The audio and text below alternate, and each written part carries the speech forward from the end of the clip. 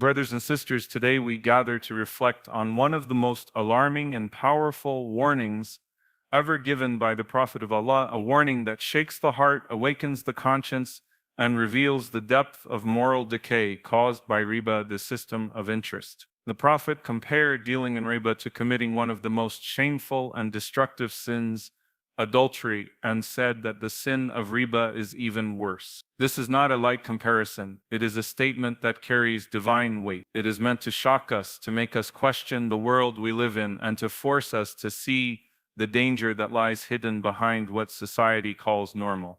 Why would the Prophet make such a strong comparison? Why would something like financial interest be described as worse than adultery, an act that tears apart families, corrupts societies, and destroys souls? The answer lies not only in the external act, but in the spiritual and social destruction that riba causes. Adultery corrupts an individual's morality. Riba corrupts entire nations. Adultery breaks one home. Riba breaks the backbone of societies. Adultery spreads immorality between two people. Riba spreads injustice among millions. When a person commits adultery, it is a grave sin between two individuals. But when people engage in riba, it becomes an ongoing chain of oppression. It feeds on the poor, enslaves the weak, and gives power to the rich. It takes the mercy out of human dealings and replaces it with greed. The Prophet's words are not only about numbers and finance, they are about humanity itself. He warned us because riba is not just an economic problem.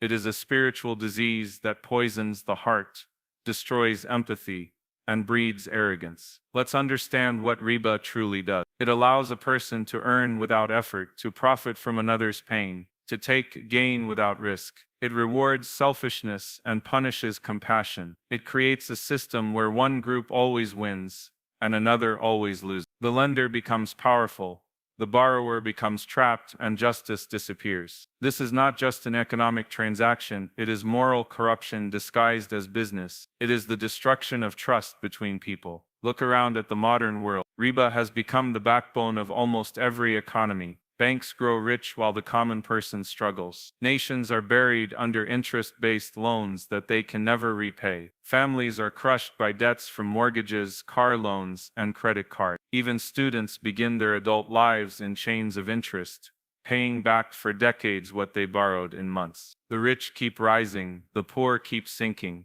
and humanity keeps losing its soul. This is the world that riba creates, a world without balance, without mercy, without justice. Now, imagine why the Prophet compared it to something so vile as adultery. Adultery violates the sanctity of the family, the foundation of society. It disrespects purity, loyalty, and trust. Riba, on the other hand, violates the sanctity of justice, the foundation of civilization. It disrespects compassion, fairness, and human dignity. When riba spreads, it tears apart the moral fabric of nations. It makes people selfish, greedy, and unfeeling. It normalizes oppression and turns kindness into weakness. It becomes so accepted that those who try to avoid it are mocked or ignored. Adultery affects the body and the soul of an individual, but riba affects the soul of the entire society. It creates poverty, inequality, and anger. It divides humanity into classes: the controllers and the controlled, the lenders and the borrowers, the oppressors and the oppressed. It removes empathy because profit becomes more important than people. It destroys family values because stress, debt, and greed take away peace from the home. It breaks the link between faith and finance, between conscience and economy. That is why the Prophet gave such a shocking comparison, to wake us up before we lose everything sacred. Islam, in its mercy, gave us a complete solution to this disease. It did not just prohibit riba, it built an entire system of justice, compassion, and partnership to replace it. Islam teaches that wealth should grow through trade, not through exploitation, through partnership, not oppression, through effort, not manipulation. In an Islamic economy, money is not a master, it is a servant. It is meant to circulate, to create jobs, to feed families, to build communities, and to support those in need. The Prophet's warning was a call to purify our dealings, to cleanse our earnings, and to protect our hearts from greed. He wanted us to build an economy based on mercy, not on selfishness. When we trade honestly, when we invest ethically, when we give charity sincerely, our wealth becomes a source of blessing. But when we engage in riba, we remove the blessing and invite hardship. Riba might look like a shortcut to success, but it is actually a path to destruction, spiritual, moral, and social. In Islam, the goal of wealth is not to hoard but to help. It is not to dominate but to distribute. Wealth should move from hand to hand, bringing benefit to everyone it touches. The rich are not praised for what they keep, but for what they give. Zakat, charity, and fairness are not optional.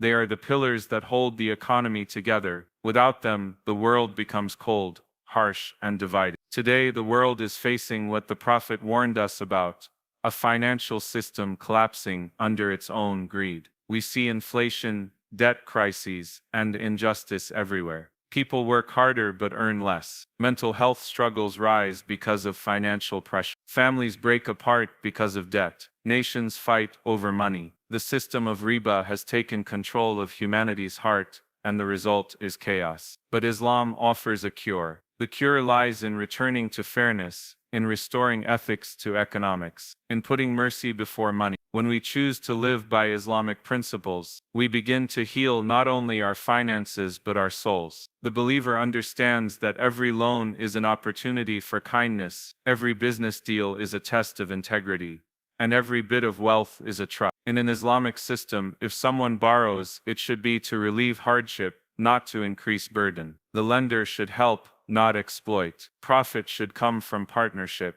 not from pain. This is how Islam protects human dignity. The Prophet's comparison between riba and adultery was meant to make us realize how serious it is to allow riba to spread. Adultery may destroy a home, but riba destroys nations. Adultery may bring shame to a few, but riba brings humiliation to entire society. It leads to poverty, corruption, and even war. It causes anxiety, greed, and depression, because it disconnects wealth from morality. The Prophet wanted us to recognize that when we normalize riba, we are not just disobeying a rule, we are destroying the soul of humanity. So what can we do? The first step is awareness. We must educate ourselves and our families about the reality of riba and its dangers. We must support Islamic banks and institutions that operate on halal principles. We must be mindful in our transactions, even if it means taking the harder road. We must help those in debt, forgive when we can, and always choose compassion over profit. Every small act matters. Every honest trade, every fair deal, every act of mercy brings light to a world darkened by greed. Brothers and sisters, the Prophet's warning is not meant to scare us but to save us. It is a mercy from God to remind us that we have a choice, to be part of the problem or part of the solution. We cannot purify the world if we do not purify our own income. We cannot fix economies if we are not honest in our own dealings. The world will only change when we change the way we see wealth, not as a possession, but as a responsibility. Let us remember that no matter how tempting the system of riba may appear, it leads to emptiness, but the path of halal earning leads to peace. The person who earns with honesty, spends with humility, and gives with sincerity will never be poor in the sight of God. His wealth may not be great in numbers, but it will be filled with blessing. When the Prophet warned that riba is worse than adultery, he was not exaggerating. He was unveiling a truth about how corruption spreads. He was teaching us that financial sin can be more destructive than physical sin, because it affects generations. Let us take this warning to heart. Let us be among those who resist the system of riba, who stand for justice, who trade with fairness, who earn with integrity, and who give with love. May Allah make our wealth pure, our intentions sincere, and our hearts free from greed. May He protect us from the corruption of riba, and grant us the strength to live by the principles of justice, mercy, and compassion. And may we be among those who not only avoid the sin of riba, but who actively work to build a world without it, a world filled with honesty, peace, and divine blessing. That is the meaning of the Prophet's warning, and that is the path that leads to true success in this world and in the next. Riba is not just a number added to a loan. It is a hidden poison that seeps quietly into the soul of humanity. It begins with something that looks harmless, a small desire for gain, a slight step away from fairness, but it ends by destroying the foundation of justice itself. It grows silently, like a disease that spreads without being noticed, turning mercy into profit and generosity into calculation. What once began as help turns into exploitation. What once united hearts begins to divide them. The love between believers weakens when money becomes more important than mercy. The Prophet's warning about riba was not simply about economics or transactions, but about the deep spiritual decay it causes in people and nations. When a person begins to see others as opportunities instead of brothers and sisters, the soul starts to die from within. Riba changes the heart of society. It transforms compassion into greed and trust into fear. It makes the poor feel hopeless and the rich feel untouchable. When a person lends money expecting to gain without effort, that gain comes at the cost of someone else's suffering. It is an unseen oppression, one that doesn't always show itself in chains or prisons, but in sleepless nights, broken homes, and silent tears of those burdened by debt. The world calls it progress, but in truth it is decay hidden behind numbers and statistics. What looks like economic success is often built on the pain of others. The Prophet's warning was not to limit us, but to free us from a system that values money more than mercy. When riba becomes normal, hearts harden. A person begins to measure worth by wealth, not by character. The poor are no longer seen as deserving help but as liabilities. The beauty of community fades away when people care more about gain than goodness. This is why the Prophet described riba in such strong terms, because it corrupts not only the marketplace but the mind, the home, and the soul. It takes away humility and replaces it with arrogance. It makes a person believe that success is earned through manipulation, not blessing. It makes the world lose sight of the difference between what is lawful and what is right. The Prophet's words were a mercy to us. He wanted to awaken our hearts before they hardened. He wanted to remind us that wealth earned through injustice will never bring peace. The outward life may appear comfortable, but inwardly there will be emptiness, anxiety, and fear of loss. When a society builds its foundations on riba, it builds them on sand. No matter how tall the buildings rise, the ground beneath them is weak. Nations fall not because of lack of resources, but because of lack of righteousness. The sin of riba quietly eats away at the moral roots of society until nothing pure remains. Riba destroys the bond between people and their creator. It creates a mindset of self-sufficiency, where people believe they no longer need divine help.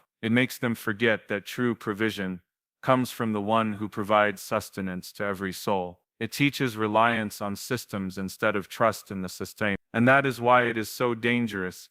It distances people from faith while convincing them they are in control. The Prophet warned us because he saw what it would do to humanity. It would make them forget the purpose of wealth, the responsibility of giving, and the peace that comes with contentment. When a nation allows riba to flow freely, it begins to lose balance. The rich grow richer without effort, while the poor fall deeper into despair. Inequality becomes the norm and compassion becomes rare. This is not the vision Islam gave us. Islam calls for an economy built on justice, where every transaction is fair, where both sides benefit, and where wealth circulates to lift the community, not crush it. The goal is not to accumulate, but to contribute. The Prophet's warning was a call to restore balance, to remind us that a community built on fairness will always be stronger than one built on greed. It is time to awaken from the illusion that riba brings prosperity. The truth is, it brings destruction disguised as success. When people chase quick profit,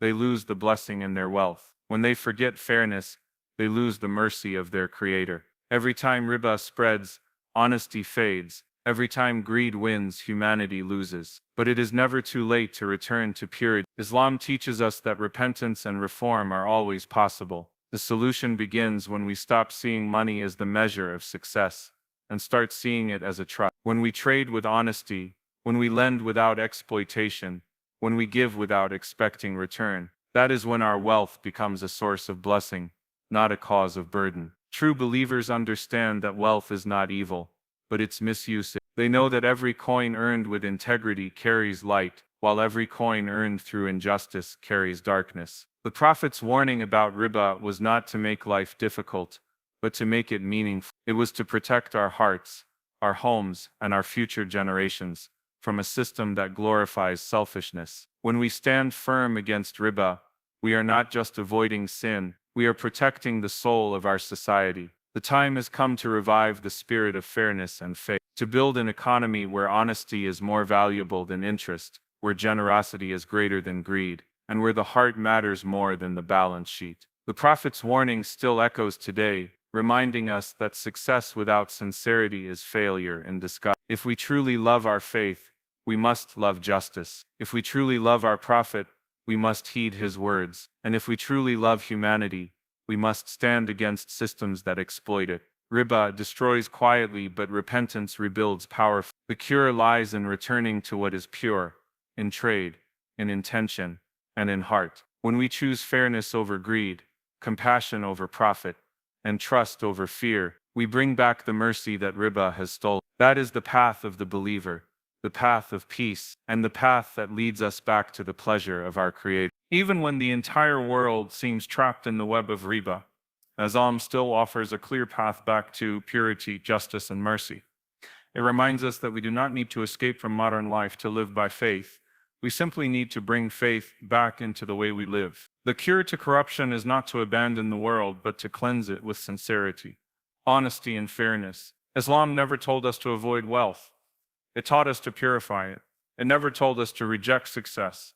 It taught us to redefine it. The real test is not how much we earn, but how we earn it. True wealth is not what fills our hands, but what fills our hearts with peace and contentment. When wealth is gained through riba, it becomes heavy on the soul. It may glitter for a moment, but it brings with it darkness that no amount of luxury can remove. Every believer should pause and reflect on the nature of wealth. Does it bring blessing or burden? Does it uplift others or oppress them? Does it make us thankful or greedy? Islam calls us to trade and invest, but only in ways that bring goodness to all. It is not against business. It is against exploitation. It is not against growth. It is against injustice. The beauty of the Islamic economic system lies in its balance. It allows progress without corruption, ambition without oppression, and success without sin. When people forget this balance, they lose the blessing in everything they do. The more they chase profit without principles, the more peace escapes them. The more they seek gain without gratitude, the more emptiness fills their lives. The Prophet's warning about riba was a divine mercy, a call to protect our hearts from a system that profits from pain. He knew that riba would grow into the foundation of a world economy that measures people by money and nations by power. But Islam measures success by sincerity, not status. It measures wealth by generosity, not greed. The world may glorify those who accumulate, but Allah honors those who give. When a believer refuses to participate in riba, they are not just making a financial decision, they are making a spiritual stand. They are saying that faith is greater than fear, that truth is stronger than temptation, and that blessings are more valuable than profits. Purity in income brings purity in the heart.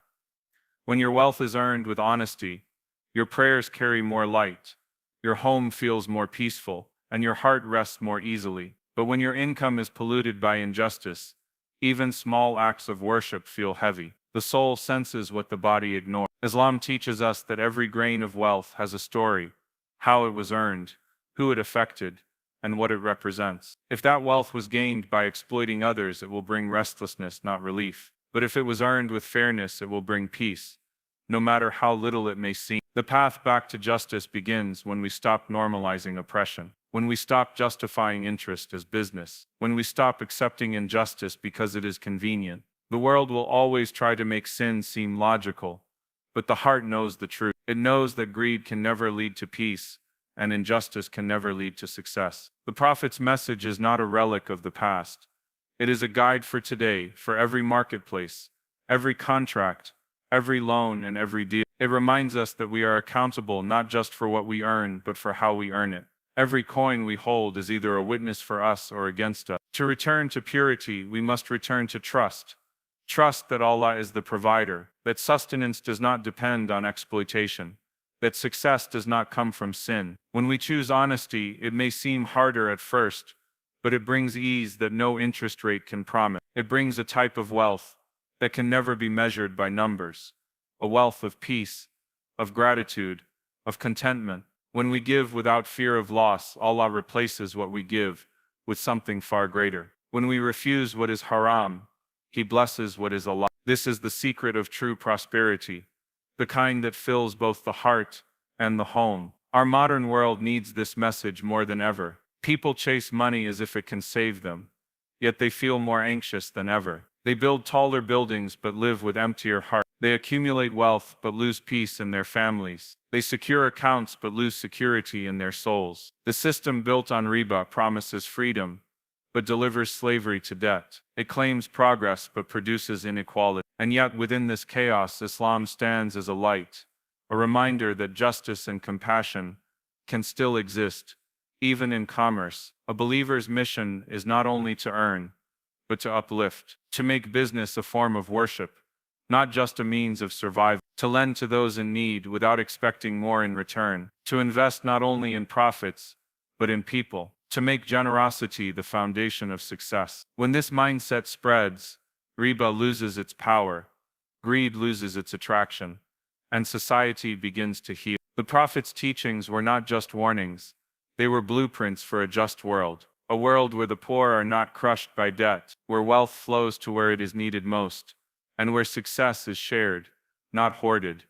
The path back to purity and justice begins within each of us. It begins with small choices, choosing honesty in every deal, choosing compassion over profit, choosing to help rather than to exploit. It begins with repentance, with the courage to say no to what the world calls normal, but Islam calls wrong. It begins when we trust that every sacrifice made for the sake of Allah is never truly a loss, and it ends with a heart free from guilt, a community free from oppression, and a world free from riba. True wealth is peace of mind, a clean heart, and a soul that stands before its Creator without shame. That is the prosperity the Prophet called us to, a prosperity that begins with purity, grows through justice, and shines through mercy. The path may be narrow, but it leads to eternal success, the kind that no interest, no gain, and no worldly system can ever replace.